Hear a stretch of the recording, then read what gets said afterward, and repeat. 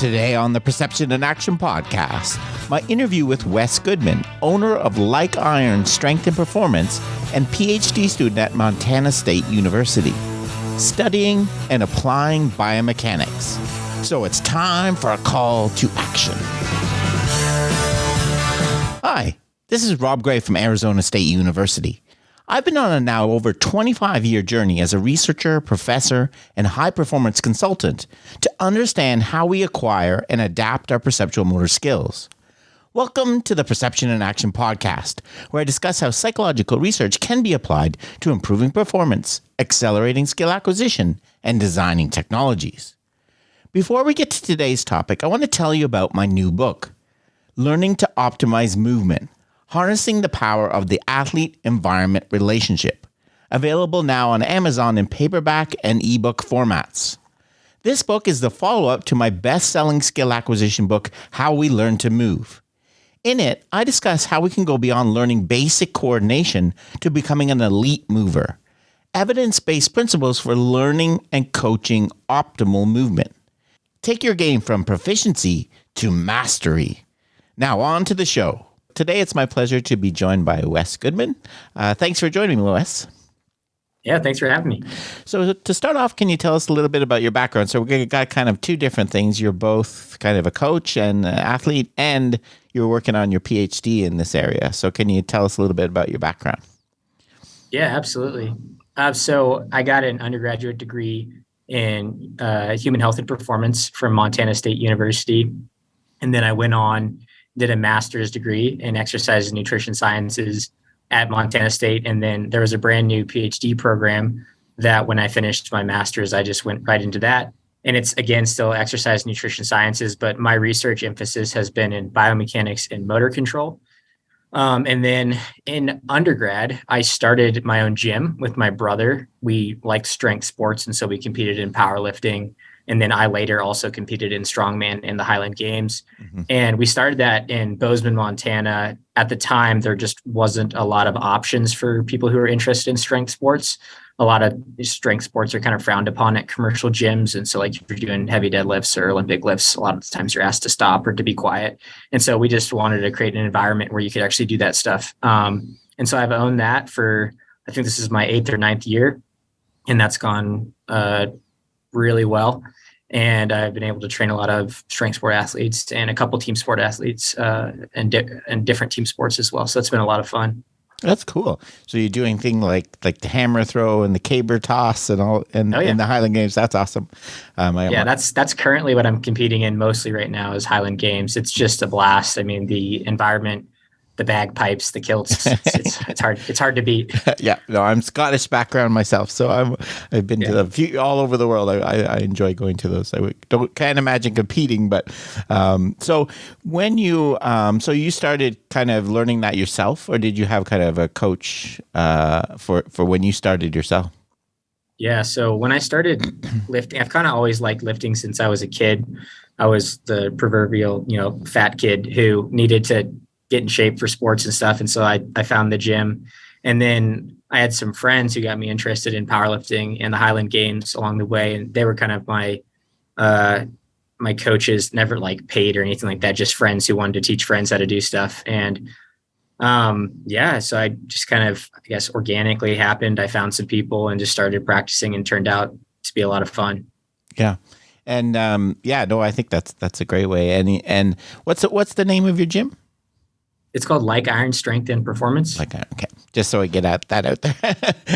Sounds good. If anyone's in the Montana area, it's beautiful. Yeah. Reason to go. Otherwise, so you're also doing your PhD right now. Yeah. Can you tell us a little bit about that project? Yeah, absolutely. So I do a lot of musculoskeletal modeling, and so for me, I've been really interested in how do muscles produce force and what's the consequences of that force? And as you know, it's very difficult to measure force in vivo. And so we're kind of left with cadaver studies or animal models. And so for me, I really wanted to know, okay, well, how are muscles producing force during certain lifting tasks? For me, it was the squat. And in order to do that, you have to make these mathematical models where, you take into consideration like the physiology of the muscle and stuff like that. And you run computer simulations to get an understanding of how our muscles producing force and what are the consequences of that force. And it gets a lot more complicated than that. I would be glad to go into more detail if you want me to. Yeah, I know my biomechanical modeling, can get very complicated. So you kind of started with the kind of traditional forward, biomechanical models, and then somewhere along the way you found dynamical systems approaches and ecological dynamics. Can you how did that happen? Yeah, so I'll back up a little bit. For sure. So, in my undergrad, my senior year, we hired on my current advisor in motor control. So I actually didn't have a formal background in motor control until grad school. And so he needed a graduate teaching assistant. And so I decided I wanted to learn more about motor control just because it wasn't a part of my coursework. And so I took it and I thought it was awesome. I thought it was super interesting. It kind of checked all the boxes of the stuff that has interested me, from like physics to biology to philosophy, cognitive science. And I was like, this is great. And he did a really good job of discussing different theoretical aspects of motor control. So, kind of started off talking more about more information processing, stuff like that. Mm-hmm. But then towards the second half of the class, we started talking about more of, I guess, dynamical systems, ecological psychology type stuff.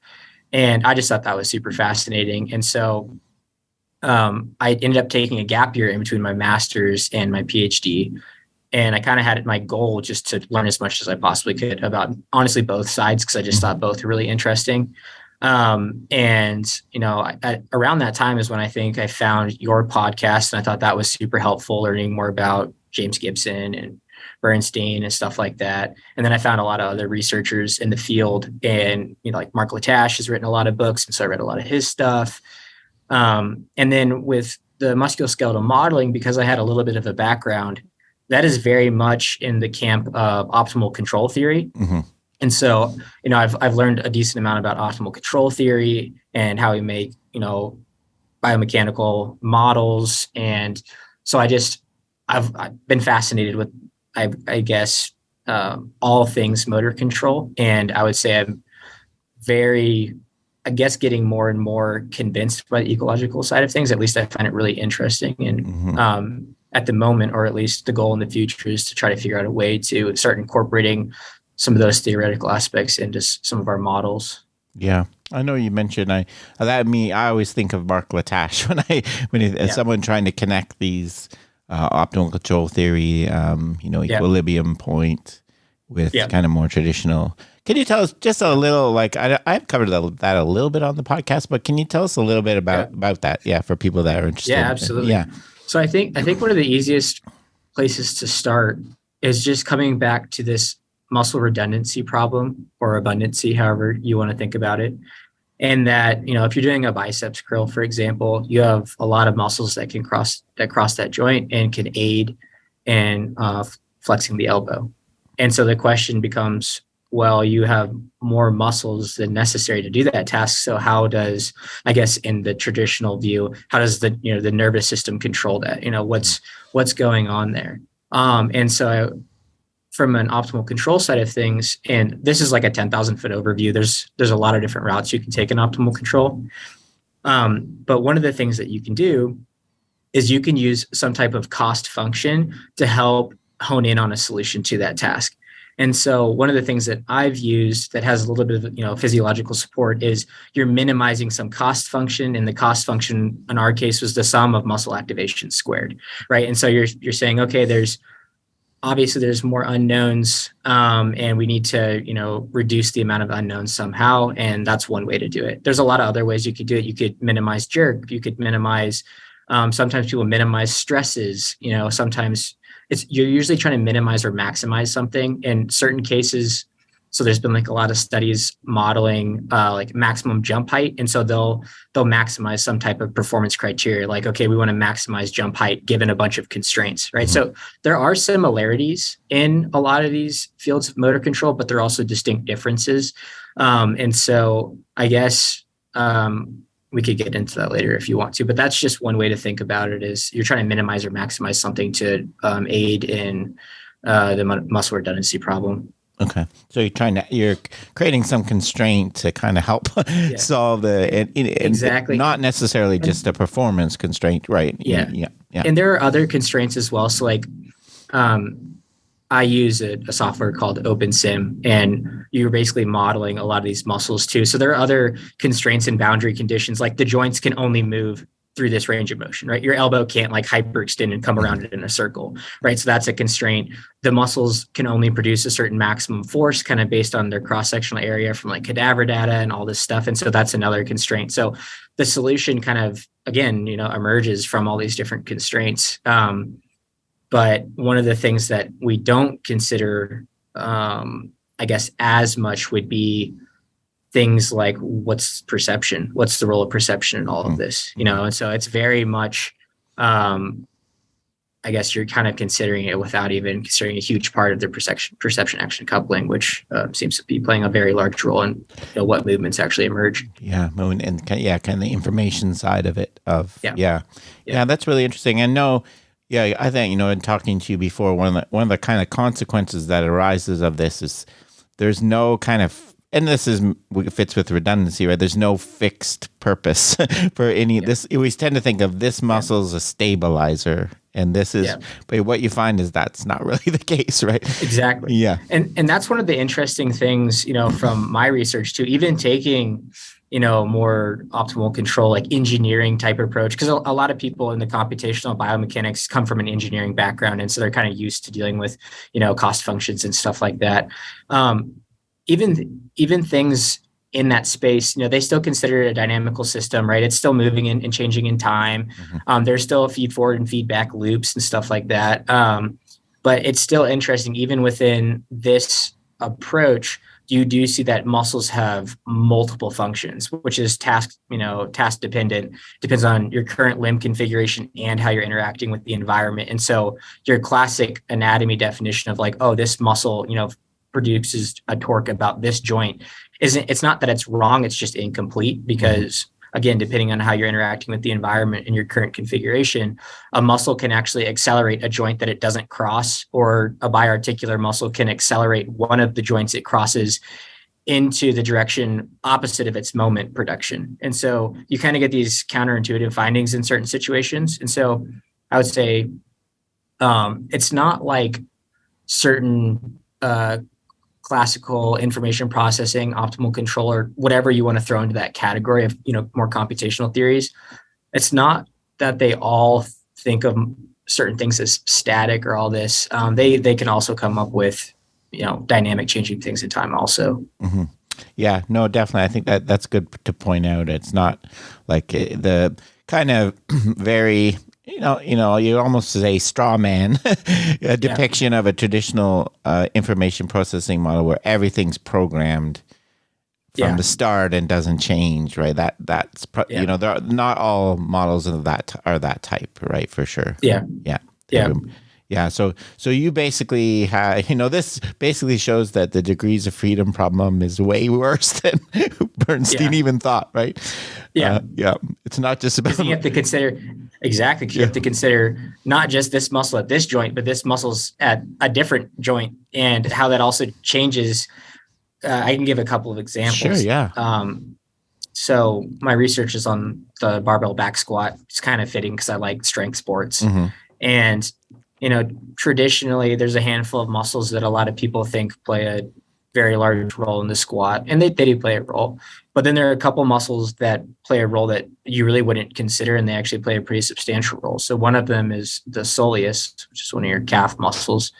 And the soleus can contribute to accelerating the barbell upward substantially, but the soleus doesn't cross the barbell, it crosses just the ankle joint. But because of its effects, throughout the system, it can accelerate the bar upward more powerfully than any of the other muscles. And so there's another muscle to think about would be like the hamstrings, biarticular hamstrings. And so classically the hamstrings are thought to, produce a hip extensor moment and a knee flexor moment. However, in the squat, because of the way you're interacting with the ground, the hamstrings are producing a much larger moment about the hip. And because they also cross the knee, that the ratio of the moment at the hip to the knee basically determines the hamstring's role. And so because it's producing such a large moment about the hip, it actually extends the knee. Okay. Which is opposite what you would think. And then going back to the soleus, if you look at it at the joint level, half of the time during the squat, it's accelerating the knee and hip into extension at like when you're pretty upright. But as you start squatting deeper and deeper, the soleus now accelerates you into knee and hip flexion. So the same muscle in the same task has two opposite roles depending on your current configuration. So that it gets really messy in terms of what's a muscle's actual function.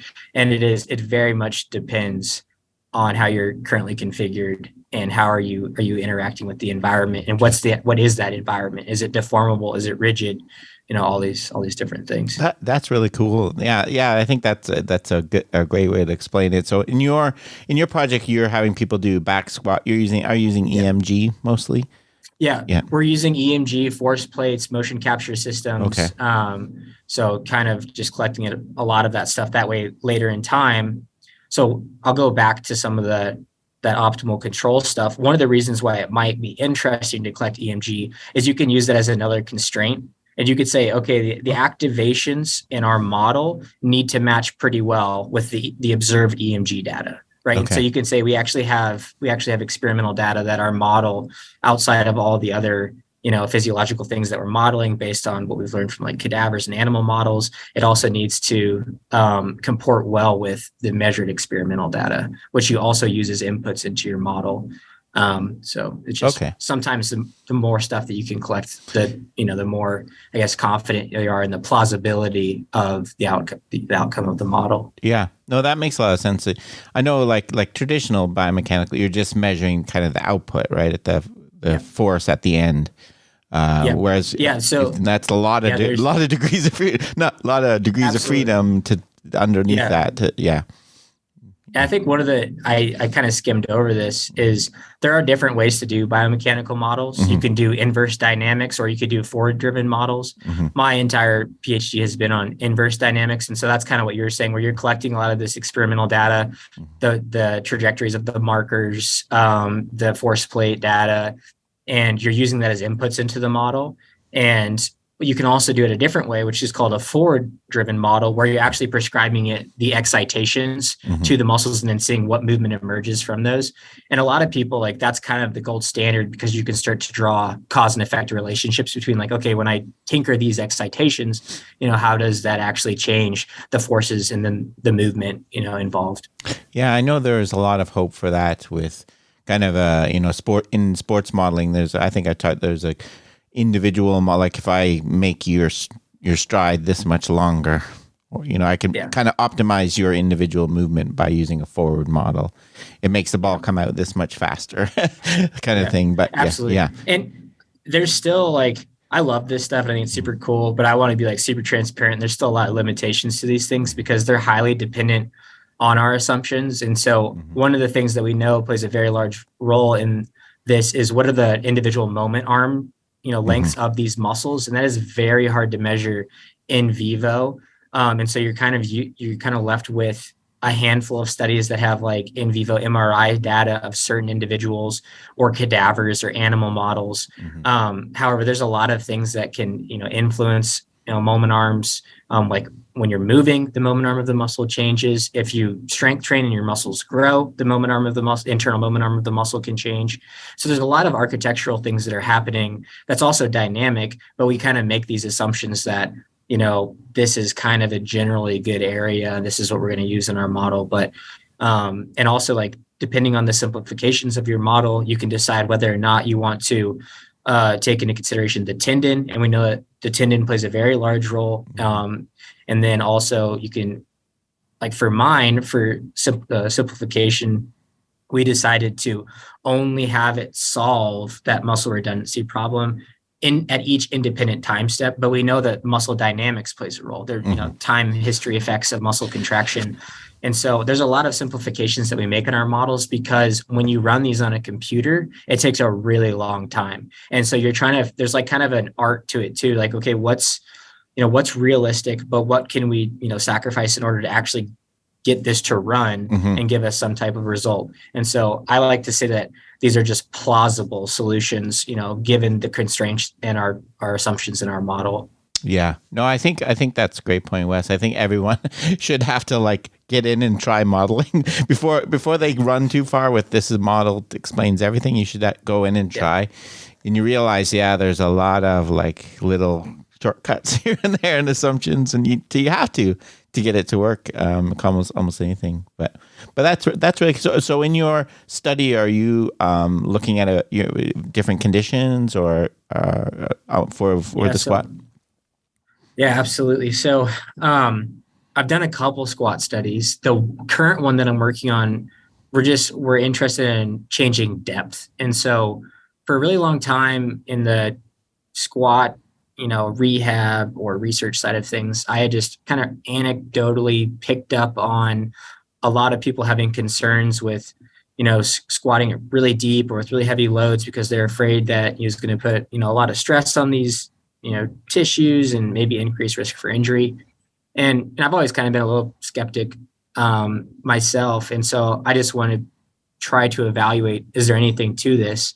And a lot of the methods used to investigate how, forces and stresses change at joints when you modify load or depth have very, very simplistic models that don't include the muscles. And we know that the muscles actually contribute the most to joint contact loads. And so you really need to consider muscle forces when you're doing these things. But again, running these musculoskeletal models is pretty complicated. And so it's hard to do. So that was one of the things is I wanted to see, okay, what are the loads at these joints?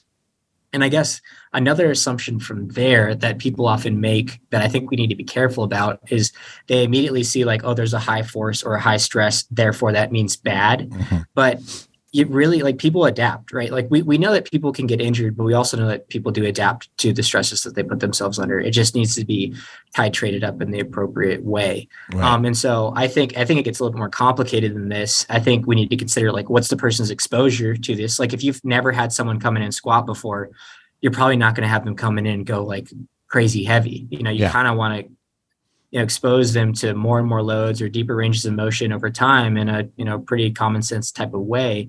And so one of the things that we kind of found is I have a lot of individuals in my study who are like elite level Olympic lifters and power lifters, and the force and stress values are like incredibly high to the point where if you maybe were really worried about that, you might think that this might cause someone to get injured or something like that. But the reality is if you look at the training history of these individuals, the injuries they experience in their career, like very minimal, like they experienced really, really low rates of injury. And so it kind of goes to show you that it's a little bit more complicated than just incredibly high force values. You need to look at it kind of within a bigger picture of so many other things that are probably, playing a role in injury and stuff like that. Yeah.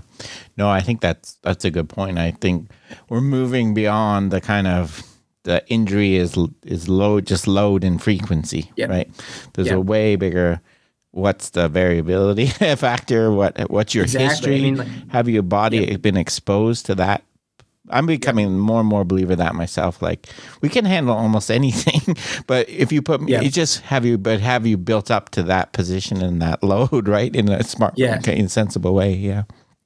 Yeah, exactly. I think there's always like probably extremes that you reach. Like even someone who's really well trained, you'll probably find a load that's going to break them. Like the best powerlifter in the world, if they get hit by a truck, it's going to hurt them. And so I just think within what people who are, coaches or rehab specialists are typically afraid of, I think they're afraid of the wrong thing. I think it needs to be more, okay, how do we get this person to be more robust? How do we get this person to be able to withstand, higher loads in their sport before they break?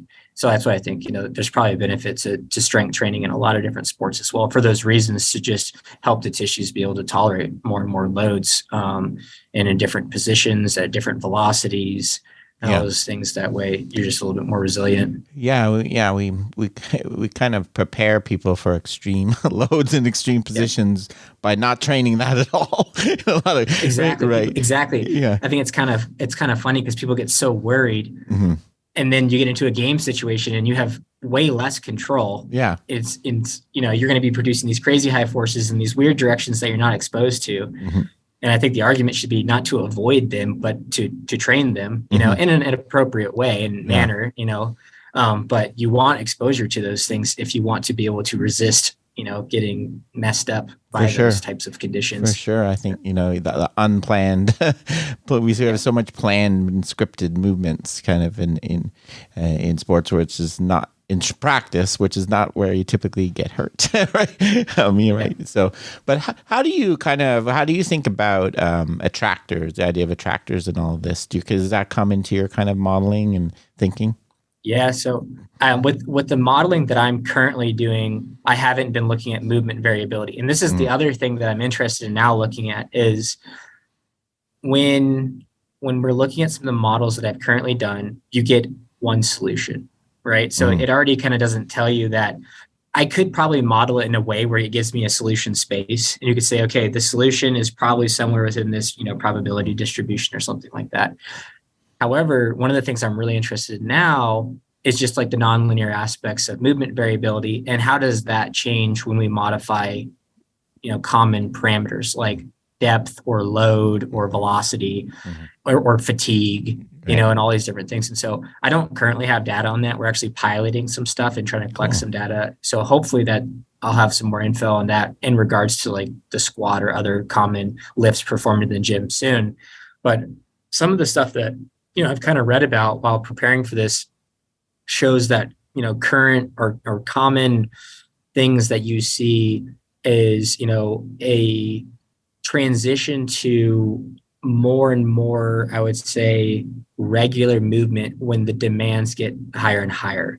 And so like with sprinting or like when you're walking, carrying a load or some of these things, you kind of see that movement variability kinds to narrow in as you get higher and higher towards your max capacity. Yeah. And for me, that kind of makes sense. Like intuitively, if I'm doing a body weight squat, there's a lot of ways I can move my lower extremities and still squat. But if I have my max weight on my back, there's less wiggle room for error in that situation. So there probably are less ways in which you could achieve the outcome of that task. But I'm interested, and it gets tough when you're talking about variability, because are you talking about variability of the outcome? Are you talking about movement variability? Like for me, for example, we'll be looking at like the trajectory of the barbell as kind of our outcome variability. And then the variability of the lower extremity joints, like the ankle, knee, and hip, and maybe some of the variability in some of the EMG stuff that we collect to see, what's going on when we change, squat conditions. And I guess my hypothesis was you'll probably see a narrowing of that movement variability as demands increase. Yeah, no, I agree. That's, I know Franz Bosch always kind of emphasizes when I talk, like there's, a lot of different, if I ask you to throw a ball 50 miles an hour, there's a lot of different ways you can do it. There's not very many different ways you can throw it 100 miles an hour. They just narrow the solution space, right? Yeah. Absolutely. Yeah. And for me, and this is kind of all hypothesis right now, but I was kind of interested for a while in, there's a lot of things that contribute to why we get injured, right? I mean, it's easy from like a biomechanics motor control side of things just to put on our biomechanics lens and only look at, like the forces involved and stuff like that without considering, all the psychosocial things or the nutrition and all that stuff, which is, also probably playing a role. But I think I'm interested in the movement variability over use hypothesis in that maybe if variability becomes too minimized, maybe, or fatigue, like when you fatigue, maybe the solution space narrows, or maybe when you're using max loads, the solution space narrows. And maybe in those conditions, if we have too much exposure to that, we stress tissues too similarly or something like that, to the point where maybe you kind of start tipping over to the degradation side of compared to the adaptation side. And so I'm kind of interested, as a coach, and again, these are kind of just theoretical ideas that I like to play around with and maybe in the future investigate, would be this is probably at least one of the reasons why I like to have some variability in my training and not always just do, because in powerlifting, the goal is to give a really, really heavy back squat, deadlift, and bench press. And, training specificity is a principle that a lot of us abide by and think about. But the problem becomes, if you take specificity to the extreme, then your training looks like very, very, very heavy squats, bench, and deadlift all the time. And if we just thought, and that thought experiment said that, there's probably less ways to achieve that task once, the demands increase. Maybe that's just an inappropriate way to train, and we can only tolerate so much of that before we get injured. And kind of anecdotally, that kind of comports with some of the stuff that I've seen with some lifters is if you're just going way too heavy all the time, they seem to be beat up, missing training sessions, not performing as well. Compared to if we have some variability in our training, maybe we're doing not just squats, but maybe we're doing lunges, or we're doing step ups, or we're doing squats with different weights at different velocities, maybe different types of barbells, stuff like that. Like you're still squatting or doing something similar to that, but it's also different enough to where things are slightly, changing. And then usually I'll see, again, this is just kind of anecdote, but people, one, typically enjoy it better. It's not as monotonous and difficult. So there's an enjoyment factor, but also they seem to report less, aches and pains and missed training sessions and stuff like that. Yeah. No, that makes a lot of sense. And yeah, I agree. It's sometimes a hard sell to people, but I guess the challenge is, I'm not sure, with this, I was going to ask you how you're bringing this into your gym, but you're already, you're right. This kind of what will transfer kind of issue is, if we say that there's only certain ways you can lift a really heavy weight. And if you lift a lighter one, you open all these, the example I always get in my sport is people that like to do slow motion movements. Yeah. Like a lot of people don't like that. Like, if you ask Franz, he'll say that's useless because there's not enough constraints on the slow motion. So it's a completely different thing. There's no. So how do you think about that? Like when you choose the variable ones that are going to transfer to lifting that really heavy weight in the end? Yeah. Absolutely. Yeah. And I like a lot of Franz's stuff. I've read a lot of his books. I think I disagree in some aspects with him, but also I deal with a lot of strength sports and he deals with a lot of not just strength sports. Correct. Yeah. And so I think it also depends on the sport that you're training. One of the reasons I will modify tempo, here's a pretty straightforward example. There is certain, like I deal with a lot of throwers for like Highland Games, a lot of Olympic lifters. Sometimes a symptom like, some type of, discomfort, pain or something like that will flare up at high velocities, but not low velocities. And so if I want to keep this person training, then I'm going to modify velocity so they can keep training. And so I do think it has its role and its use. Also in strength sports, very, very heavy squats move very, very slowly, compared to if you're like a baseball player or a soccer player or something like that. You might want to be, there's probably a place for very heavy, slow movements, but also you probably need to be training very fast type movements as well, And so again, I think it probably lies in a continuum of what type of sport is it? What are the demands of that sport, et cetera? But yeah, I'll use slow movements like that in a rehab type setting, or if someone is just dealing with aches and pains and we still want them to train. I'm trying to think of another example. There are certain combat sports where you're going to be holding, isometrically holding certain positions. And so you might be able to make an argument for not all your training, but a couple exercises. You might want to do some isometric type stuff, where the joint or the joint or the end effector or whatever isn't really moving. You're contracting very hard against a stationary type object. Just again, because specificity, being like you're probably going to find yourself in certain situations where you are grappling with someone and you're holding them in this position for a very long period of time, so you might want some exposure to that. I guess my opinion on these things is I don't usually say like we're not going to do any slow movements or we're not going to do any fast movements. It kind of just is how far are we in proximity to the competition, and further away from that competition, we'll do some less specific things for, again, that's also movement variability. And then as we get closer and closer to the competition that we want to perform well at, we get more specific with our training. And so maybe you're doing less of the slower velocity stuff if slow velocity isn't super helpful for your sport. So that's kind of the way I think about it. No, that makes sense. So you're thinking kind of in terms of the task dynamics and when you're, so if you had someone, for example, that, is doing more rotational movement, like versus someone with powerlifting doing more linear. You would, the variability you would introduce beyond their maximal would be related to, right, chosen based on the kind of the nature of the movement and the task. Yeah. Yeah. And I think it's tough. And I think there's a little bit of debate about, what is specificity? Because sometimes people will look at an exercise and be like, oh, I'm going to do this because it looks like that exercise. Mm-hmm. But then some of the stuff that I've heard Fran's talk about is that doesn't cut it always, and so like sometimes you need to consider, well, how fast are muscles contracting? What direction of force, are you producing? Also, like a lot of the stuff that you've mentioned, how are you coupled to the environment? Because mm-hmm. there are certain things where I would say sports kind of lie on this continuum of pretty static to more dynamic. It's like powerlifting, even though you're moving through space, like you're in a stationary position, you have one judge in front of you and you basically just sit down and stand up. That's much different than, you're a football player who's got an oncoming person that you're trying to avoid and they're trying to hit you, and you have to change directions and all these different things. And it's not to say that, maybe having a decent squat might help that person, but it's not going to be the same benefit as a power lifter, because it's like they have to practice the squat and be good at the squat, because that's literally their sport. Whereas a football player, it's like there's so many other things that they also need to be good at, where strength is definitely a component, but you can be strong in multiple different positions. And I kind of just some of the exercises that I select are, ones that I think are useful, but I also get the athlete's input. Autonomy is pretty huge in terms of, compliance to a program, and stuff like that. And maybe you don't have to worry about adherence or compliance to a program with athletes because they're pretty dedicated. Mm-hmm. But if you're dealing with someone who struggles getting to the gym anyway,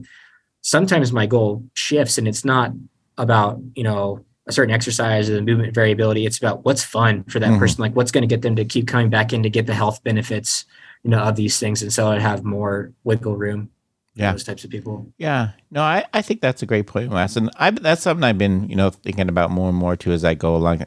Like movement is an athletic, like it has a aesthetic to it. I mean, it's not this robotic kind of control law.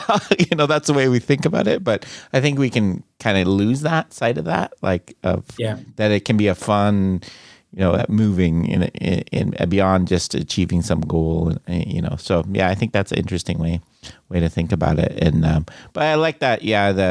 I think I always say the required variabilities on a continuum. Obviously, your example of powerlifting versus being an NFL running back, one requires way more variability in your movement. And I think the variability, I mean, from like a periodization standpoint, and some people disagree with periodization and say it's mostly just variation, and we don't really have that many great long-term periodization studies. Mm-hmm. And so it's hard to know, is it periodization or is it just a variation in training? But from a classic periodization standpoint, I think your level of variability fluctuates in time too. It's like you can have more variability, and then as you get closer and closer to a competition, maybe you hone in on a smaller solution space, and then you kind of come back to more and more variability. And so I do think this is not always like your program always needs to have huge amounts of variability. I think it really depends on where you are in proximity to a competition, and stuff like that. Yeah, no, I think that's a good point. And I've had a couple people commenting, that in these studies, like the differential learning studies or something like that kind of novelty is a confound, right? Because you're training in a very different way and the variability. And I have to say, well, it's like that's part of its benefit. I can't really separate that out. And the added variability you get from periodization. But that's something I think I've been thinking a lot about too, is how you can periodize around a competition.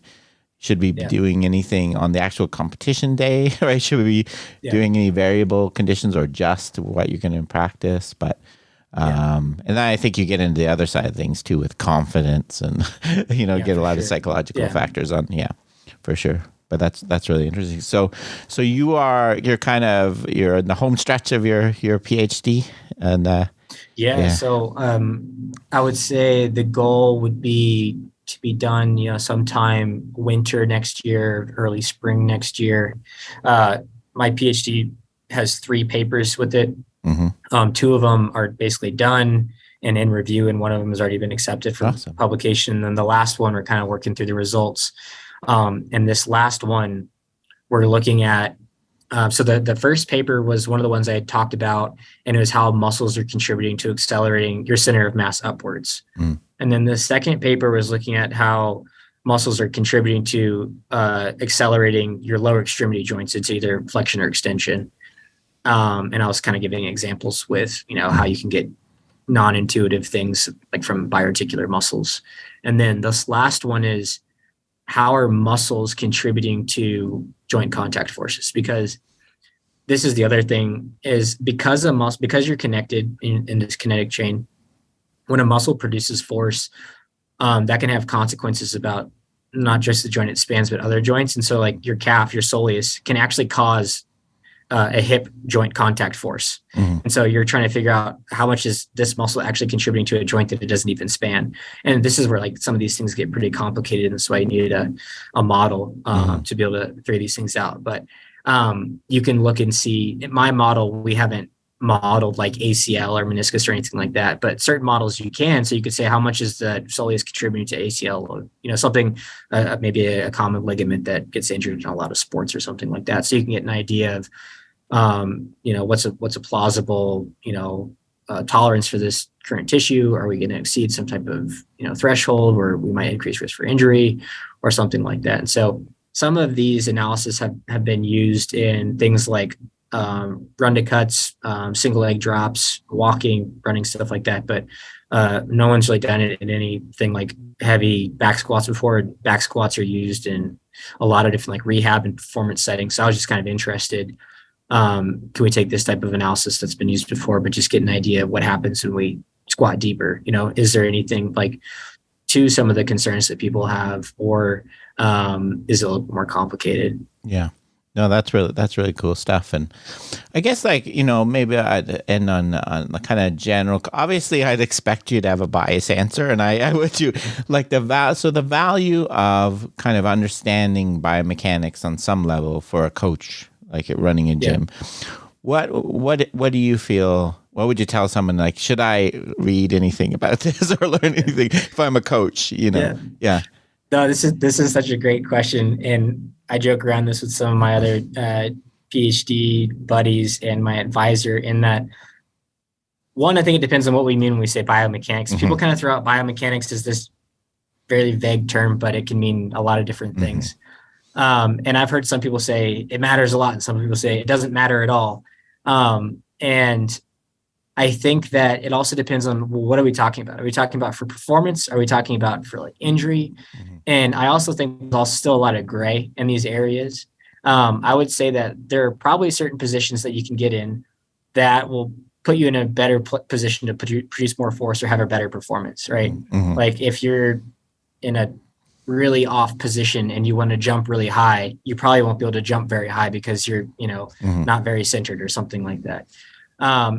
Now, if someone says that if you squat this way or that way, you're going to get injured, I kind of raise a red flag, because it's like, it's very hard to say that. There could be a lot of other things going on. Also, we know that there are certain contextual factors like placebo and nocebo effects. And so by telling someone that they're going to get injured, that might deter them from physical activity. And we know that most Americans aren't meeting physical activity guidelines. So you might have just done more harm than good, And so I think it gets messy quick, and we got to be careful with our words, and we want to make sure that there's actually evidence to support some of the things that we're saying, or at least put some type of confidence claim by it, like rather than saying like your back's going to break because you're deadlifting that way. You might be able to ask a question about it, or raise a concern, but maybe not freak out and catastrophize a situation that probably doesn't need to be catastrophized. I think a lot of with biomechanics comes down to, it's also not this static thing. Like we measure the forces and that's what's going on. Like forces contribute to tissues adapting or degrading in time. So if you have to think about like what time scale are we looking at, and how is that also playing a role? So I think the unfortunate, slightly nuanced answer is it depends on what we're talking about. And I think that a lot of times, I think when people say biomechanics, they mean like their anthropometry, like their limb lengths, their joint angles when they're doing something. Like people will say, for my biomechanics, should I squat with a bar in this position or this stance width? And a lot of times what I tell people is pick what's comfortable and what you're going to be able to train. It kind of goes back to some of the things that we were taught, that you've talked a lot about with, not having this one ideal technique, allowing people to kind of self-organize. Obviously, there are certain constraints on what defines a task. So if someone's squatting and all of a sudden it starts to look like a deadlift, it's like, well, you're not really squatting anymore. So, there might be certain bounds of being like, okay, this is an effective squat, but there's a lot of ways that you could perform this with a lot of different foot positions, different positions of the bar on your back, different weights and different depths, etc.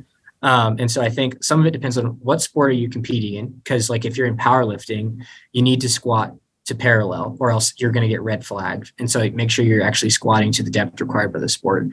But other than that, I would say find the one that's comfortable and find the one that's trainable for you, and don't freak out about, for example, in the squat, a lot of people freak out if their toes aren't pointing straight ahead. And I don't know who came up with that, but it's just kind of silly that they say that everyone's toes should be pointing straight ahead. And it's like, but why? Like, what about people who, that's very uncomfortable for, or it's very hard to get them in that position when they could squat, to depth when their toes are slightly pointed out or their stance is slightly wider than, your hip width or something like that. And so I'm not typically a fan of this like textbook ideal technique, and I'm not a fan of correcting any deviation from that. I'm more of a fan of getting people to move, getting them to find one that's comfortable enough to actually train. Because if you pick an exercise and it's super uncomfortable, you're not going to train it and you won't get better at it.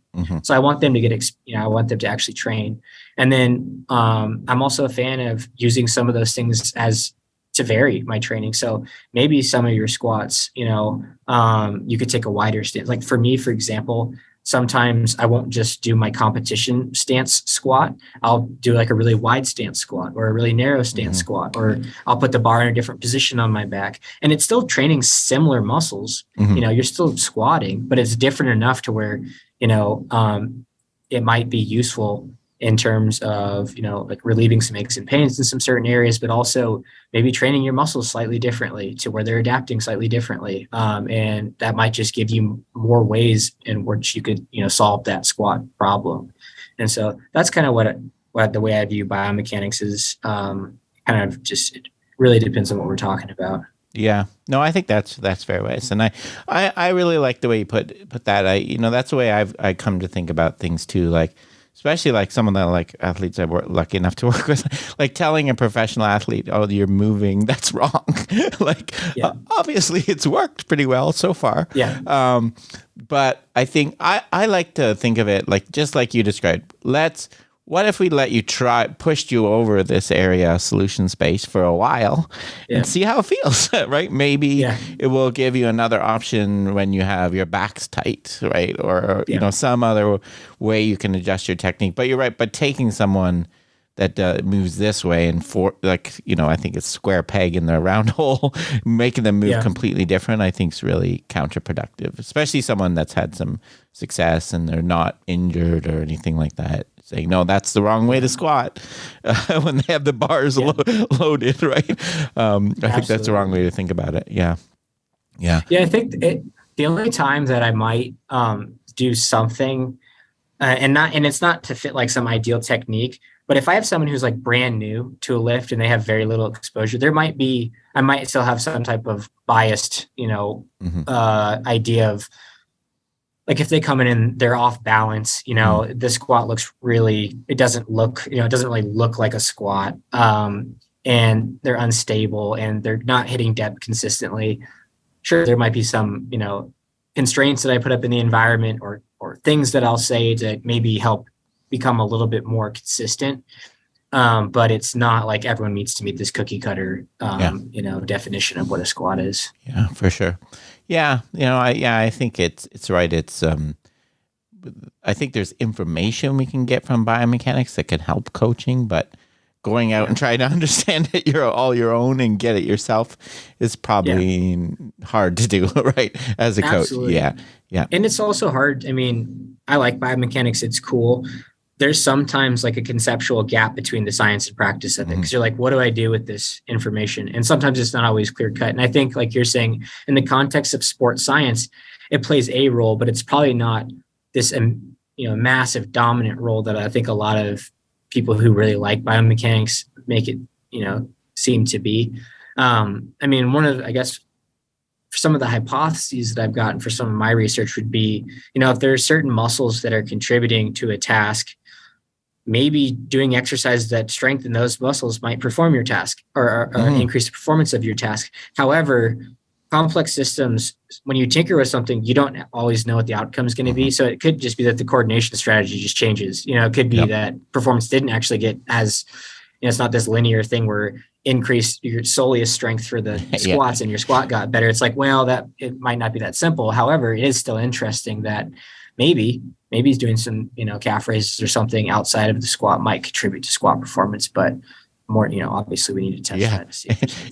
That's a great point, Wes. If that was true, then we'd be able to keep it sunny every day, right? Yeah. We'd be able to control the humidity level or something and control the weather. But unfortunately, it doesn't work. It's the same as your body, right?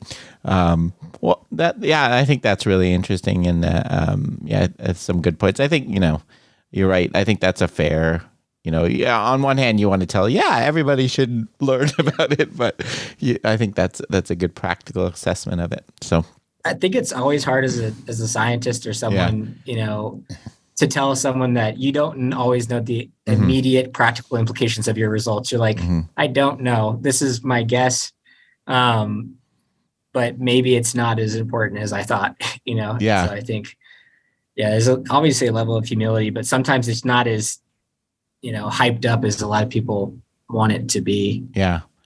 I actually I gave a presentation a few weeks ago, and the word that one of the coaches came up to me and said afterwards, he's like, I was really impressed how non-pretentious you are about this, right? He's like, usually we get these guru guys telling you have to do this and you have to do that. And I was like, no, I don't know. I don't know anything about what you have to do at all, right? Yeah, exactly. You probably know more than me on that for sure. But I think that's a good, to a certain degree, right? Yeah, at certain points you have to kind of somewhat stick, put yourself out on the limb based on the science. You don't want to be wishy-washy about everything, or sports science is useless. For sure. Yeah. Exactly. At the end of the day, you have to make certain decisions.